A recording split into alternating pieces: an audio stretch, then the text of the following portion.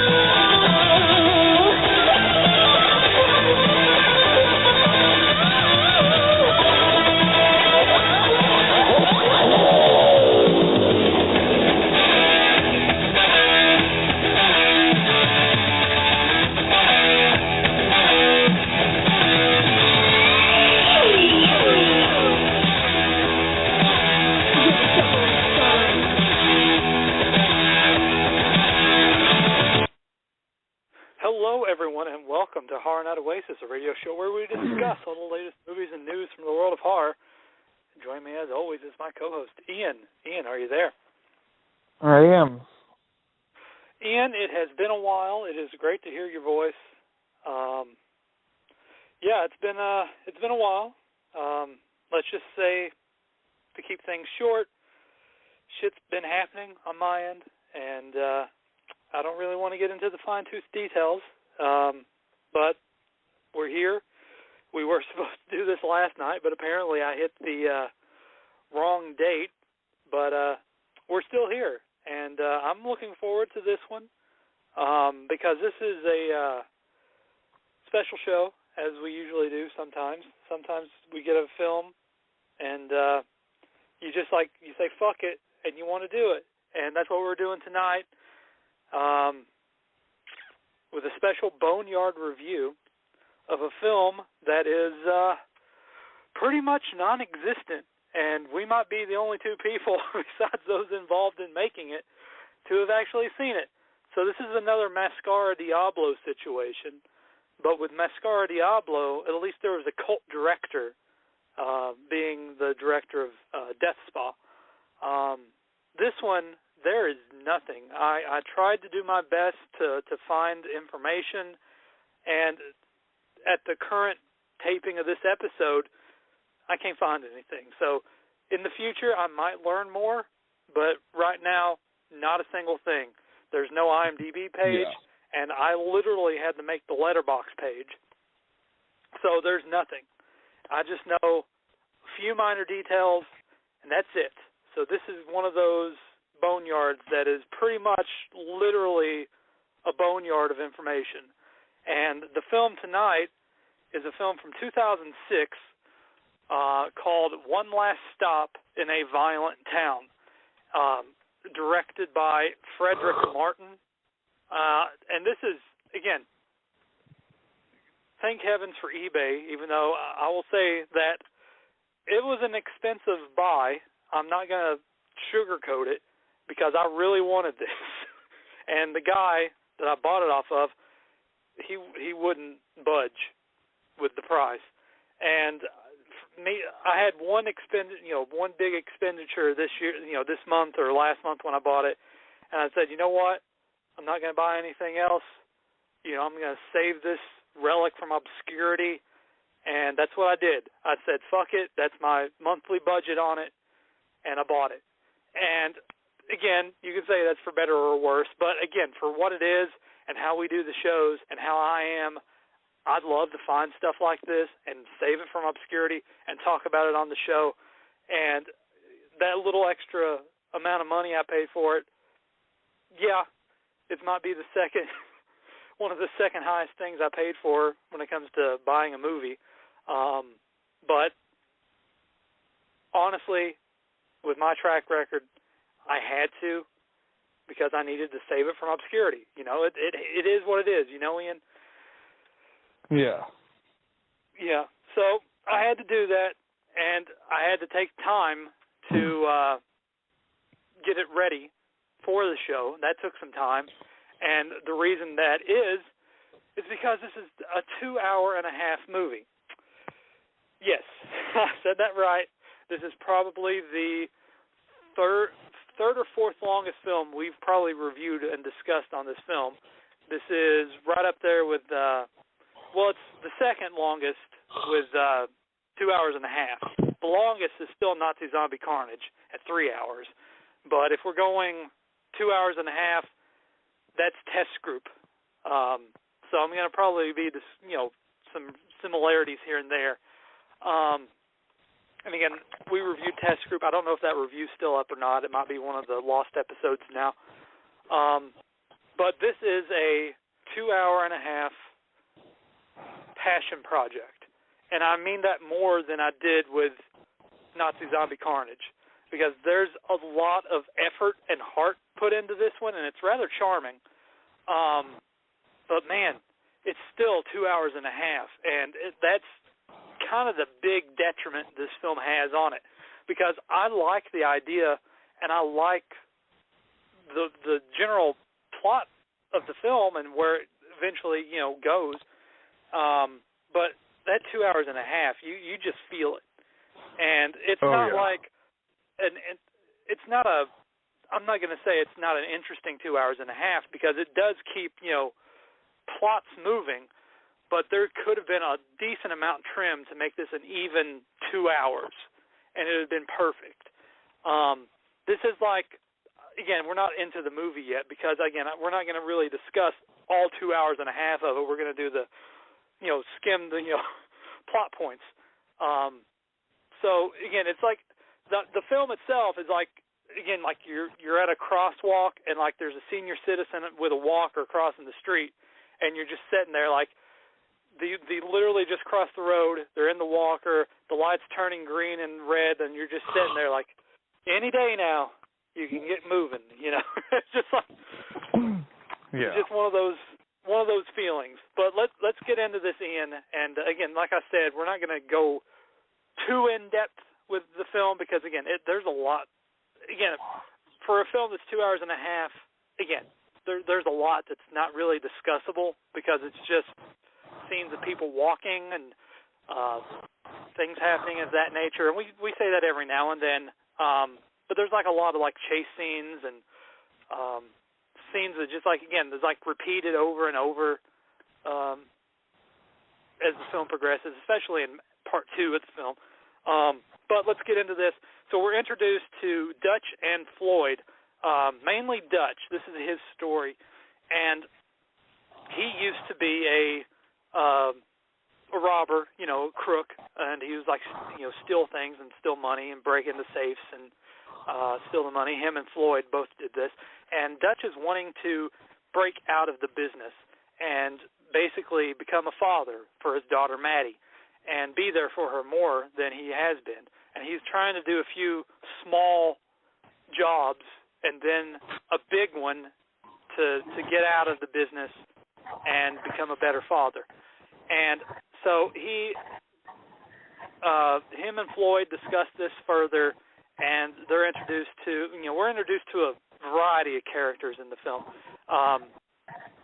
The first off, we're introduced to Mandor, which is Mando, and he is take it as the Santo or Blue Demon, where he is a professional, he's a Mexican, professional wrestler and all, turned actor in B movies. And Mando wants Dutch, because this is where the horror aspect of the movie comes in. He wants him to become a monster wrangler or a monster hunter and bring real-life monsters, because they exist in this universe, to Mando's movies to become monsters in his films. And so that's the horror aspect of later on in the film. And we're also introduced to Cutter, and he is the one that sets up the last big robbery that Dutch and Floyd the Dutch needs to do, and that is to break into a bank, steal the money, a lot of money, and break even. Basically, everyone gets their share. That doesn't happen. A person gets shot, and then Dutch runs. Him and Cutter depart ways. He thinks Cutter died after he's getting chased by the police through the woods, and Dutch buries the money. Him and I think it's just him, and then his daughter Maddie notices this, and she figures out that like you're stealing all this this big robbery, and then Mando figures that out as well, and then so Maddie decides to return the money to the head of the bank, and he decides to keep the money while the police are still investigating, not returning the money. So the bank guy wants to keep the money. So there's another side plot with the bank owner keeping the money. So once this happens, once the money is, Maddie, his daughter, returns the money to the bank, this is where Dutch gets back in touch with Mando, and he starts to become a monster wrangler for his movies, and that's where we're introduced to a bunch of creatures and monsters throughout the second act of the film, trying to get them to agree to become a part of Mando's set. And we have a variety of creatures. They're all different in their own ways. The first one we're introduced to is a Synthery.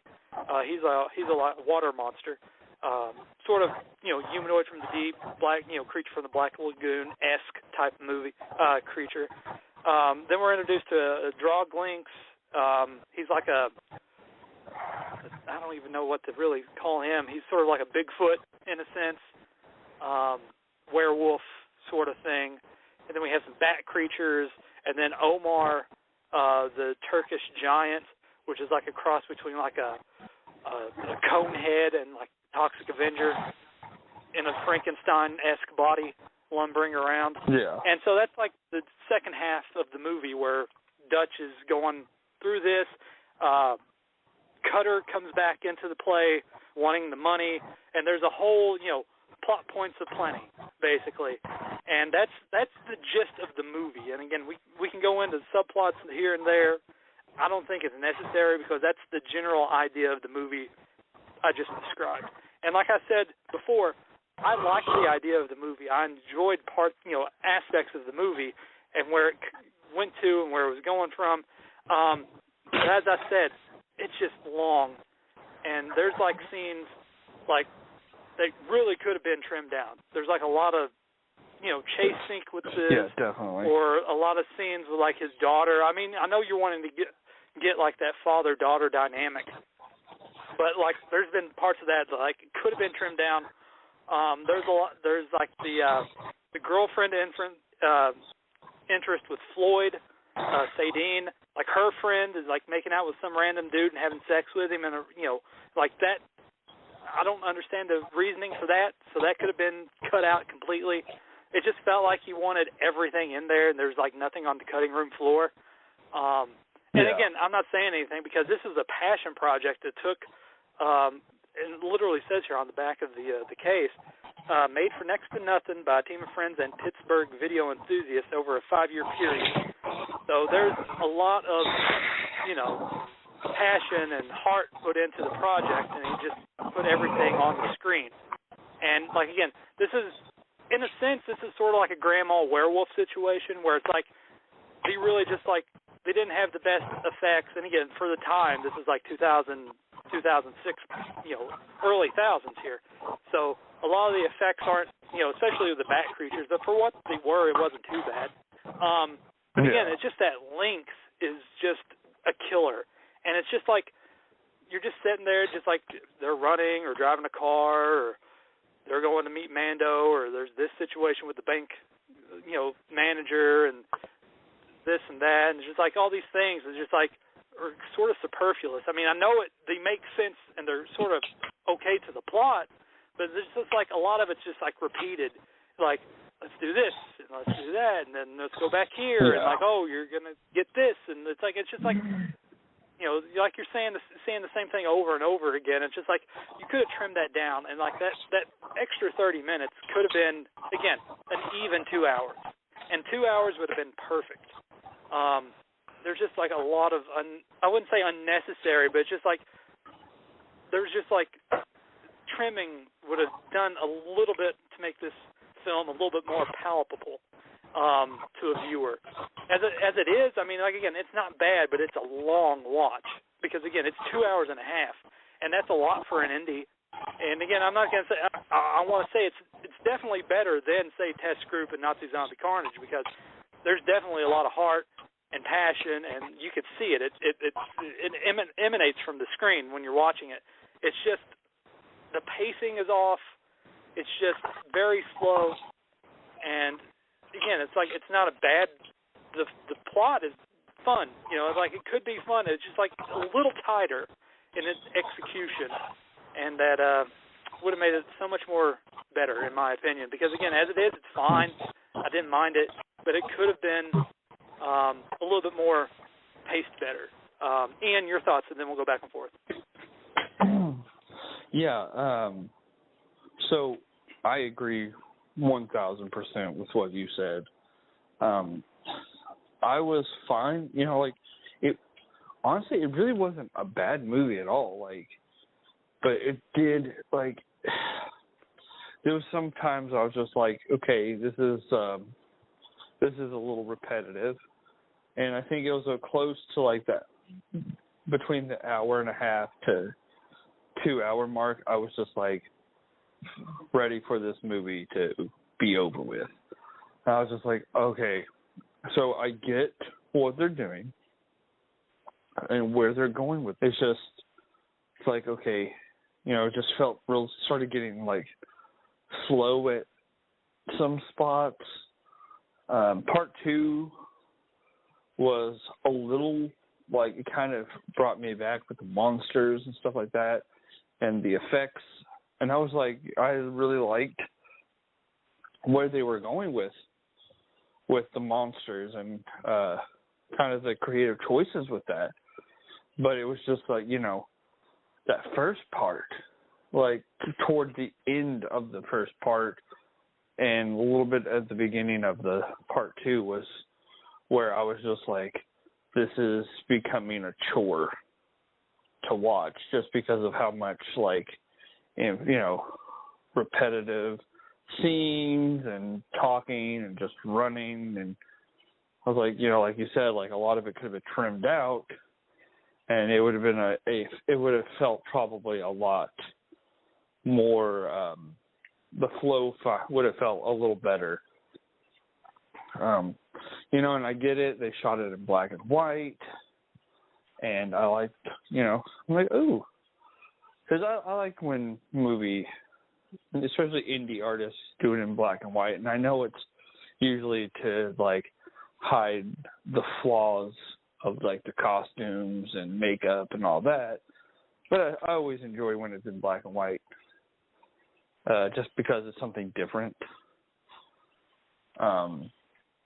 But no, you can really see the heart, and they put all of their selves into this movie.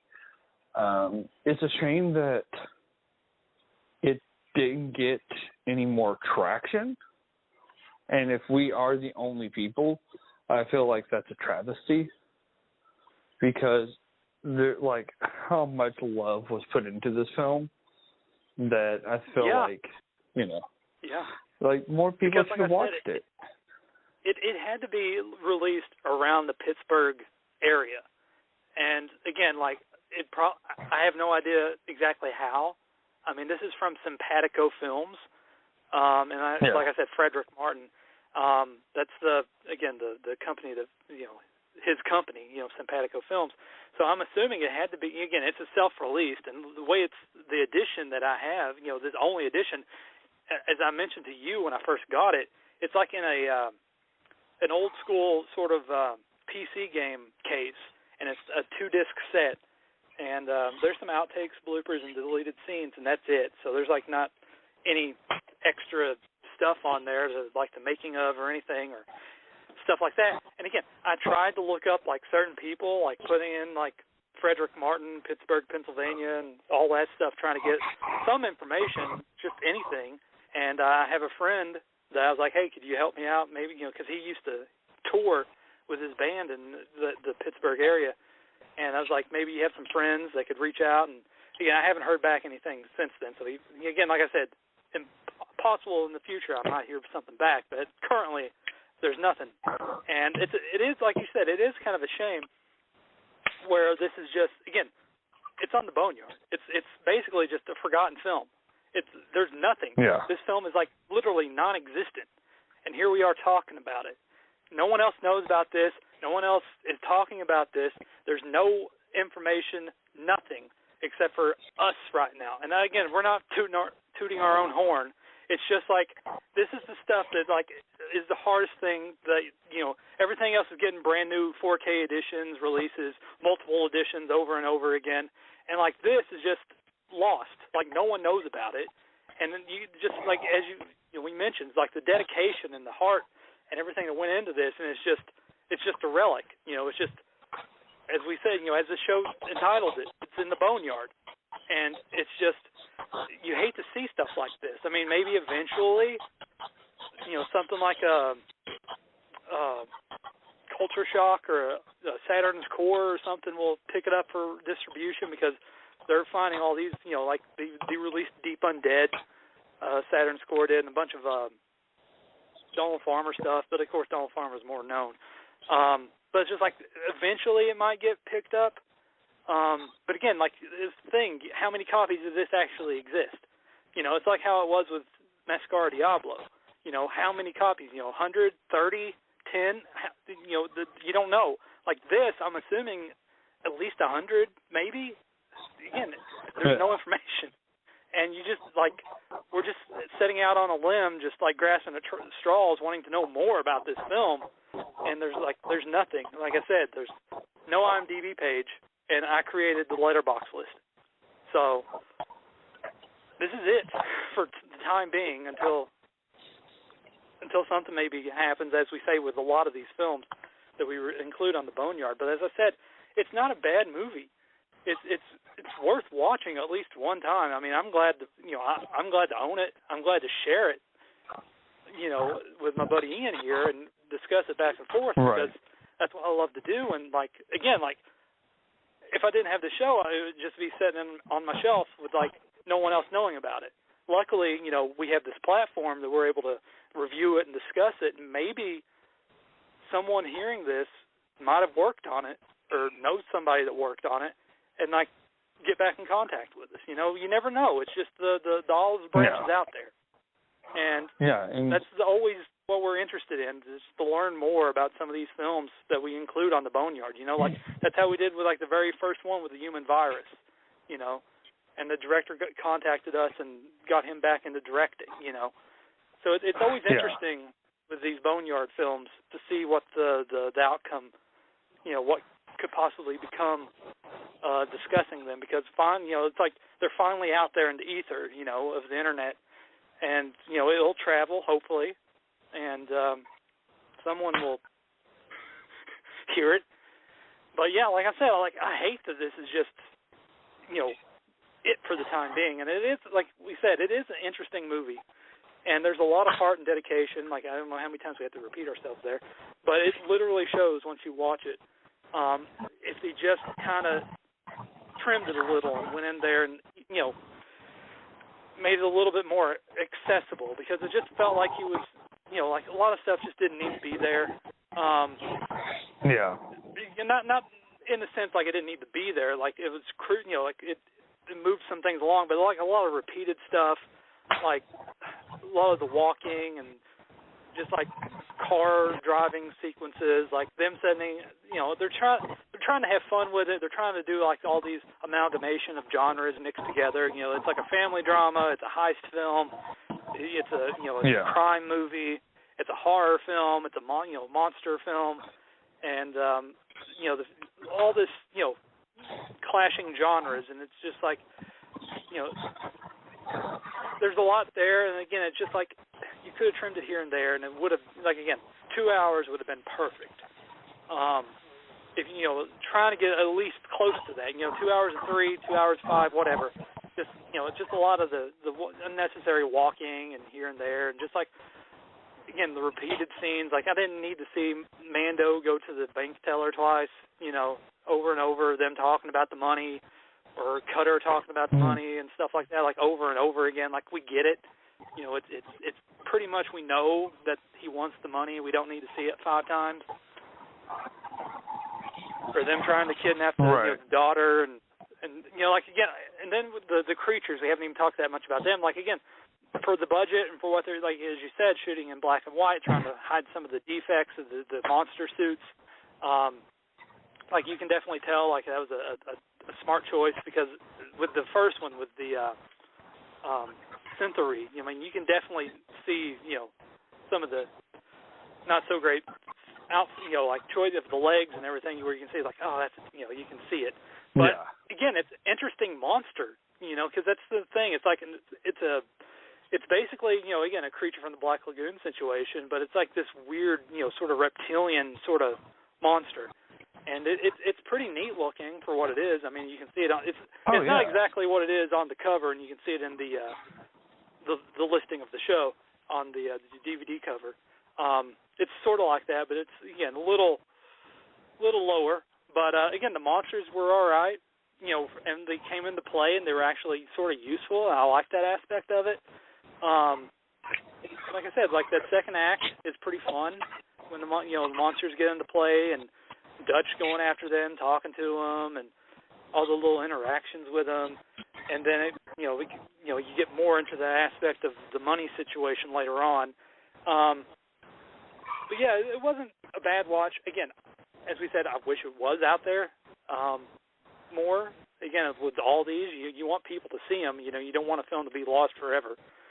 But, yeah, I mean, again, that's the only gripe I have, is the length. And it's just, again, it's a little, the pacing is what hurts it.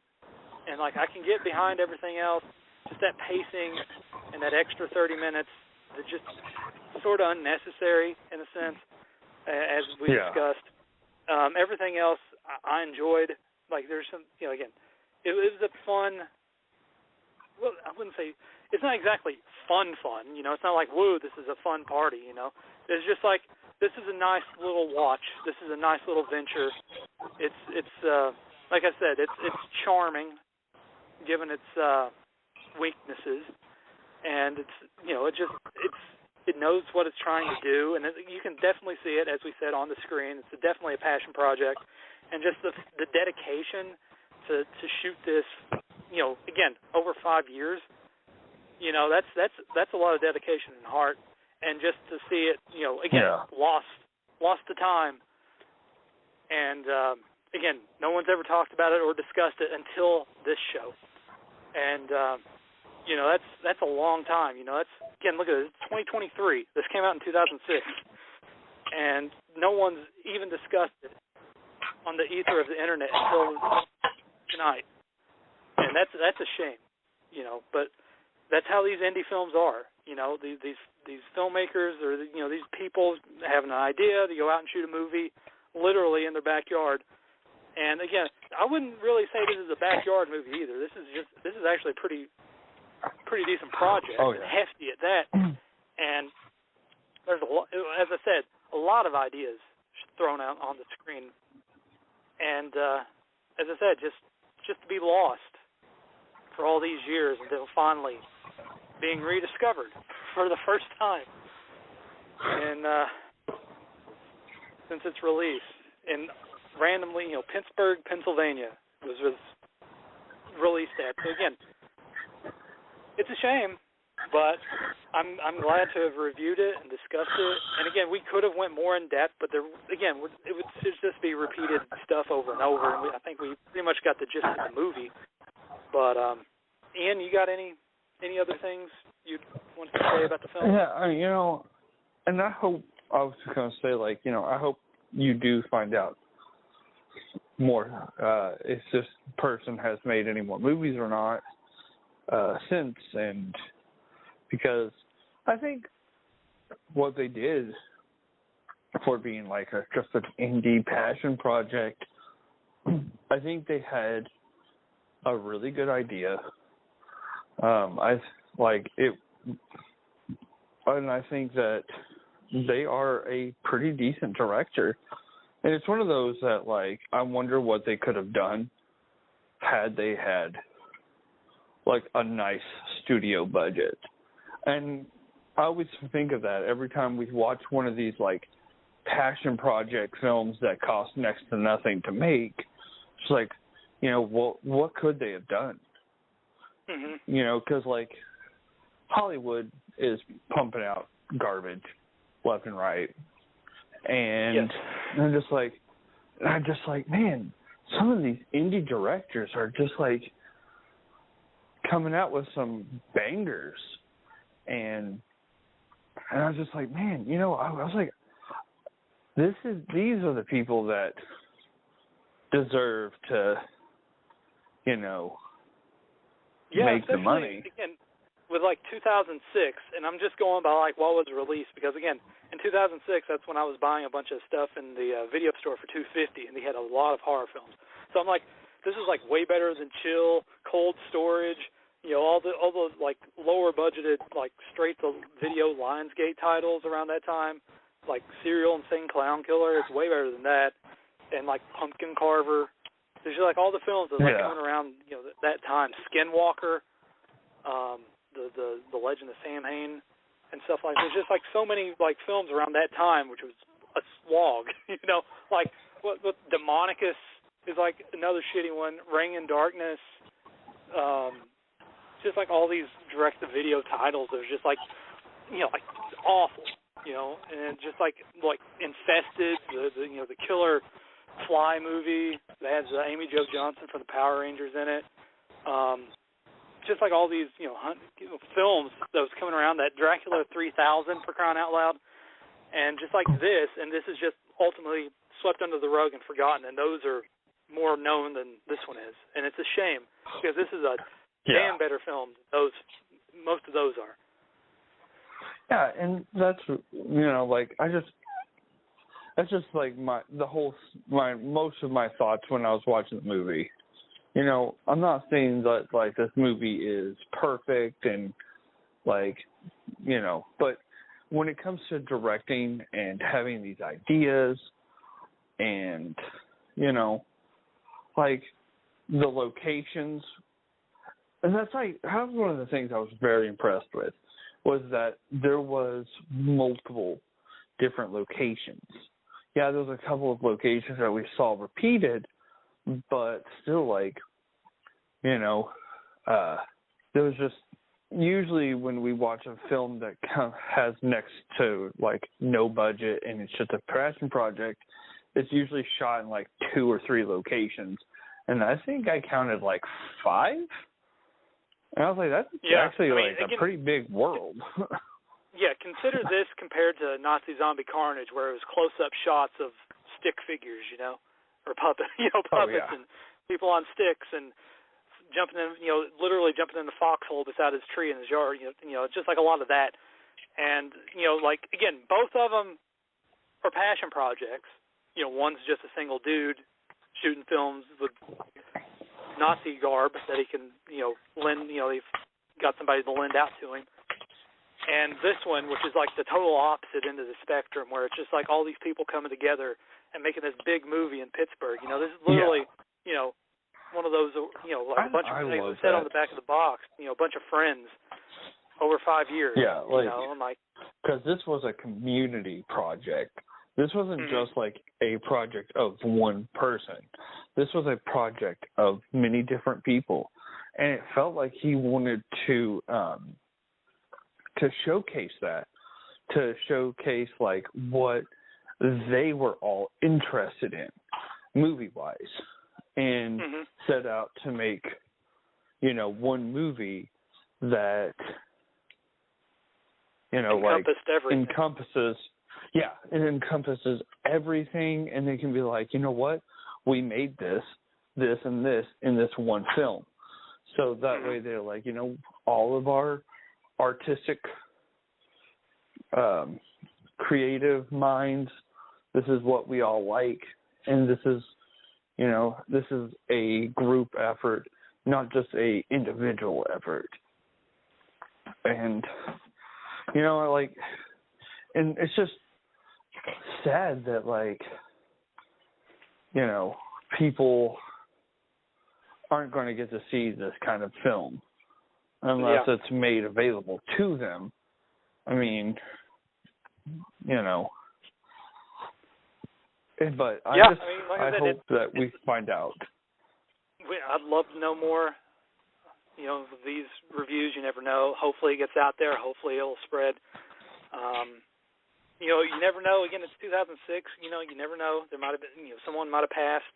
I've come across that before in searching out for films, trying to learn more about them. I've learned that one of the directors passed, another one passed away. Again, you never know with these things because it's been so long ago, and again, they just made it for probably their community and their town. They didn't think somebody in another state would end up with the film and review it, almost 20 years later, From a random purchase on eBay. Exactly. You never know. And I bought it from somebody from the Pittsburgh area, so it's literally from there, So it's crazy. But it's out, again, here it is. Here's our review of it. Like Mascara Diablo, it's out there. There's this film. It has been watched, reviewed, and it's out there. It's not lost, like Mascara Diablo is, but there's just not a lot of information on it. But I'm glad to be, again, the first at the moment, because I looked and looked and looked. Like I said, I try to do my best finding any information I can. There was no reviews, no nothing. There's nothing on this film. So we're the first, Ian. Whether people hear this or not, we're the first. And we take that, again, we take pride in what we do. We enjoy what we do. And if we can bring these obscure films to the surface for people to enjoy and listen to, I'm all for it. And this is one of those where I knew as soon as I got it, we're reviewing that because there's nothing. And, again, I'm happy to watch it. Again, I just wish the pacing was a little bit better.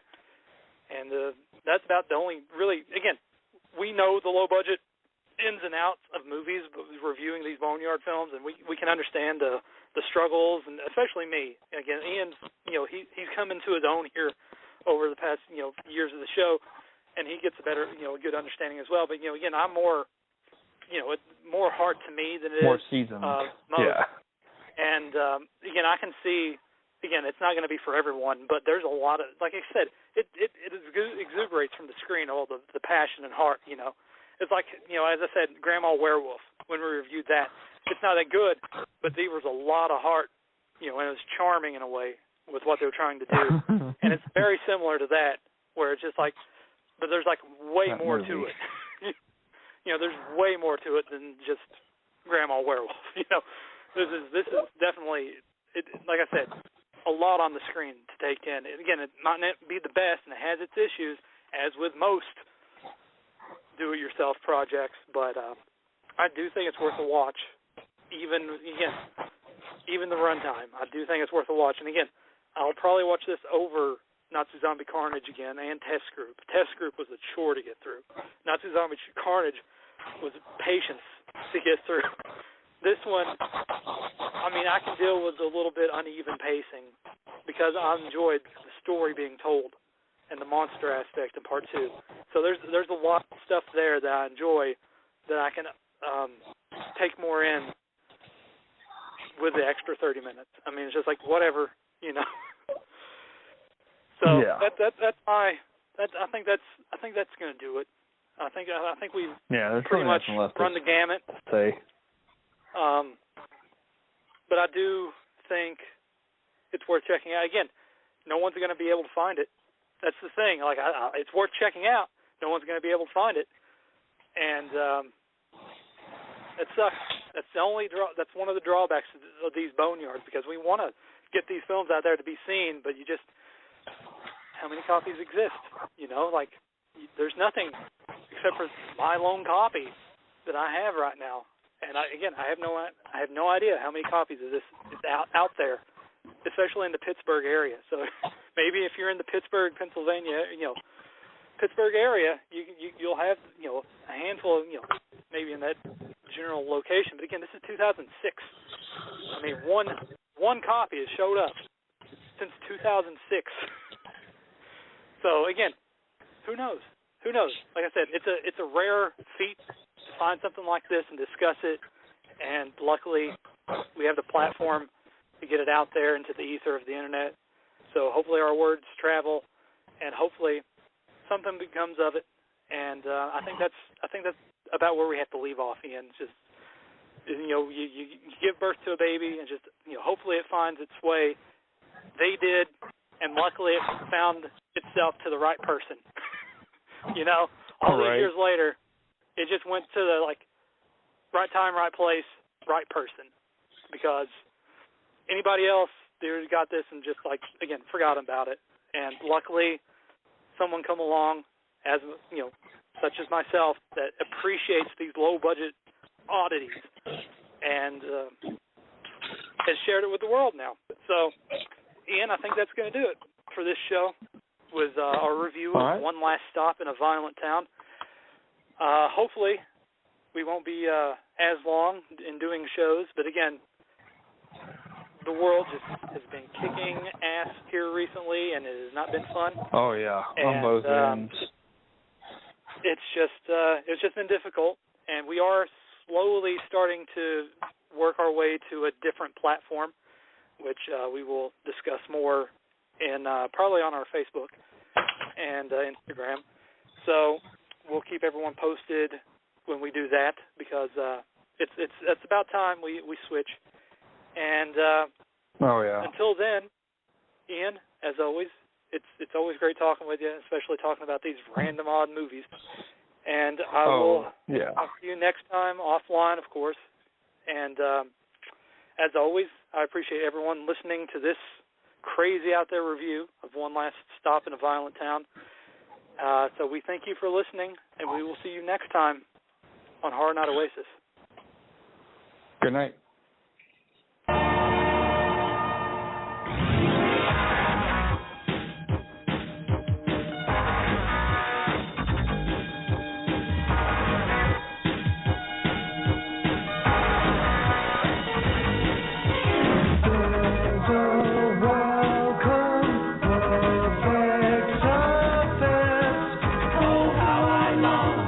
Touch your skin.